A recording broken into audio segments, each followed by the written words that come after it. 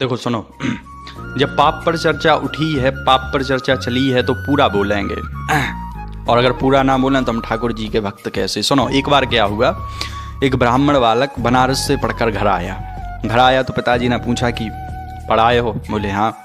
बोले गुरुजी ने सब पढ़ा दिया? बोले जी पिताजी। बोले जब तुम विद्यार्जन करके आए हो तो हम तुमसे एक प्रश्न पूछते हैं, उसका सही सही उत्तर देना। तो ब्राह्मण बालक बोला ठीक है पिताजी पूछिए, जैसी आपकी आज्ञा।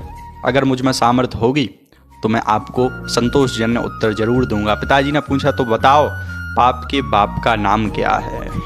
जैसे ही पूछा तो ब्राह्मण बालक अपना सिर खुजलाने लगा। बोले गुरुजी ने तो पढ़ा ही नहीं, पोथी पत्रा खोलने लगा, लेकिन इसे उस प्रश्न का उत्तर नहीं मिला। तो पिताजी बोले देखो, चाहे अपने गुरुजी से पूछ कर आओ, चाहे किसी से भी पूछ कर लाओ, लेकिन जब तक तुम्हें पाप के बाप का नाम ना पता चले तब तक घर वापस मत आना। ब्राह्मण बालक अपनी पोथी पत्रा झोला झंगा उठा के बाहर निकला, हर जगह गया, हर जगह पूछा, सबसे पूछा, भ्रमण किया, तरह तरह के लोगों से मिला, तरह तरह के ब्राह्मणों से मिला, तरह तरह के पंडितों से मिला, पूछा, पर कहीं भी इसे संतोषजन्य उत्तर नहीं मिला। तो कुछ दिन पश्चात किसी गांव में पहुंचा, बहुत प्यासा था, बहुत भूखा था। तो एक घर के बाहर खड़ा हुआ था। उस घर के बाहर उसने देखा कि एक बढ़िया प्यारी सी एक गाय बंधी हुई थी, साथ में तुलसी का पौधा लगा हुआ था, बढ़िया सुंदर भवन था। इसने सोचा कि कोई वैष्णव का घर है, अंदर प्रवेश करना चाहिए, अंदर जाना चाहिए, यहीं शायद कुछ अन्न जल मिल जाए, यहाँ से पाकर फिर आगे चलेंगे। तो ये अंदर जैसे ही घर के अंदर गया, इसने आवाज़ लगाई, अरे भाई कोई है? तो अंदर से एक सुंदर स्त्री निकल कर बाहर आई। इसने कहा देवी मैं बहुत दिनों से भ्रमण कर रहा हूँ, एक प्रश्न के उत्तर के लिए निकला हूँ, मैं बहुत ही प्यासा हूँ और बहुत ही भूखा हूँ, पहले आप मुझे थोड़ा सा जल दे दीजिए। स्त्री अंदर गई, जल लाई, इसने जल पिया, बैठ कर के बोला देवी आपके घर के बाहर बड़ा ही अच्छा बढ़िया तुलसी का पौधा लगा हुआ है, गाय बंधी हुई है, जरूर ही आप कोई वैष्णव होंगी।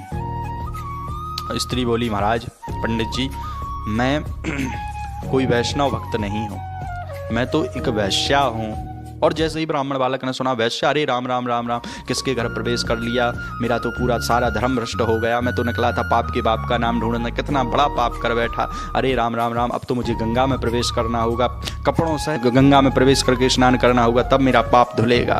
तो स्त्री ने सुना पाप के बाप का नाम ढूंढने निकला है बालक, उसने सोचा इसे ज़्यादा दूर नहीं जाने देते हैं, यहीं निपटारा कर देते हैं, यहीं पर इसे पाप के बाप से मिला देते हैं। तो उसने कहा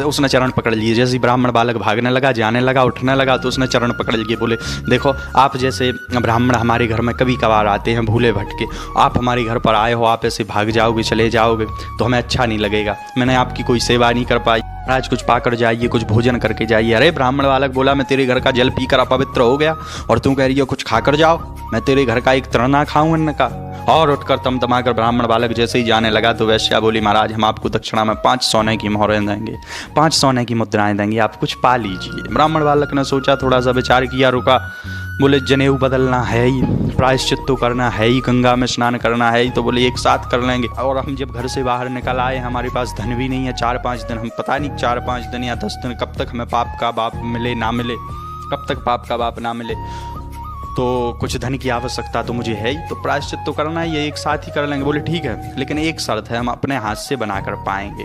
वैसे बोली जो आज्ञा, जैसी आपकी इच्छा, आप अपने हाथ से बनाकर पालो। तो उसने सामग्री जैसी ब्राह्मण बालक को दी, तो ब्राह्मण बालक रोटियां बनाने लगा। तो वैसे बोली महाराज हमें बड़ा दुख हो रहा है आपको खाना बनाते देखकर, आप हमारे घर पर आए, मैं आपकी सेवा भी नहीं कर सकती, आप रोटियां बना रहे हैं, मुझे अच्छा नहीं लग रहा है, कि आप मुझे आज्ञा दीजिए मैं रोटी बना दूं। बोला नहीं नहीं हम खुद बना कर पाएंगे। बोले महाराज 7 सोने की मुद्राएं ले लेना। तो ब्राह्मण बालक उठ गया, तुरंत हाथ धो के बोले ठीक है तुम बना दो। तो उसने खाना बनाया, खाना बना करके थाली में भोजन रख के इनके सामने पधरा के जैसे ही ब्राह्मण बालक खाने लगा तो वैश्या ने हाथ पकड़ लिया। बोले महाराज हमारी एक इच्छा और है, हमारा मन कर रहा है कि मैं आपको अपने हाथों से भोजन कराऊं। अरे ब्राह्मण बालक बोला तेरी ये जरूरत? बालक बोला भाग जाओ यहाँ से, मैं तुम्हारे हाथ से नहीं खाऊंगा, मैं तुम्हारे हाथ से खाऊंगा, तुम्हारे हाथ से भोजन करूंगा। बोली महाराज 15 स्वर्ण मुद्राएं दूंगी दक्षिणा में, बस मेरी एक इच्छा पूरी कर दीजिए। ब्राह्मण बालक ने तुरंत कबल नीचे रखा, मुंह खोल लिया, बोले ठीक है लो पवाओ।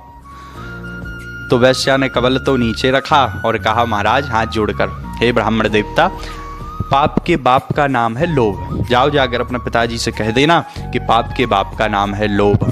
बोले महाराज आप कभी मेरे घर का जलपान करते, आप कभी मेरे घर पर आकर जलपान करते, कभी जल पीते, जल ग्रहण करते, अन्न ग्रहण करते? नहीं, कभी नहीं करते। आपको जब पता चल गया था कि मैं वैश्या हूँ, आप मेरे घर का भोजन करते? कभी नहीं करते। आप कभी मेरे हाथ से खाना पसंद करते, प्रसाद पाना पसंद करते? कभी नहीं करते। लेकिन आपने क्यों किया? बोले तुम्हारी श्रद्धा के वशीभूत होकर।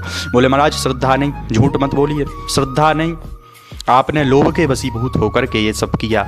मेरे हाथ से खाना आपने तुरंत हामी भर दी खाना खाने के लिए। क्यों? क्योंकि आपको लोभ था। 15 स्वर्ण मुद्राओं का जैसे ही आपको लोभ हुआ, आपने तुरंत हामी भर दी। ब्राह्मण बालक ने हाथ जोड़ लिए, हाथ जोड़कर वैश्या के चरण पकड़ लिए। बोले देवी आप तो हमारी गुरु हो, आप तो मेरी गुरु हो, आपने तो मेरे नेत्र खोल दिए। मैं आपको किस दृष्टि से देख रहा था? आप तो मेरी गुरु हो, आपने तो मेरे ज्ञान चक्षु खोल दिए। और स्त्री के चरण पकड़ लिए। तो भैया अगर आप पाप से बचना चाहते हो तो सबसे पहले लोभ से बचो। और जब भी कभी आपसे कोई पाप हो तो एकांत में बैठकर विचार करना कि मुझसे कब लोभ हुआ, तो आपको पता चल जाएगा कि कब लोभ हुआ। क्यों? क्योंकि बिना लोभ के कोई भी पाप नहीं होता। तो अगर पाप से बचना चाहते हो, पाप से, घोर घनघोर महापाप से बचना चाहते हो, तो पहले अपने अंदर से लोभ को नष्ट करो। जिस दिन आपकी अंतरात्मा से लोभ नष्ट हो जाएगा, उसके बाद कभी भी आपके हाथों आपसे कभी भी पाप नहीं बनेगा।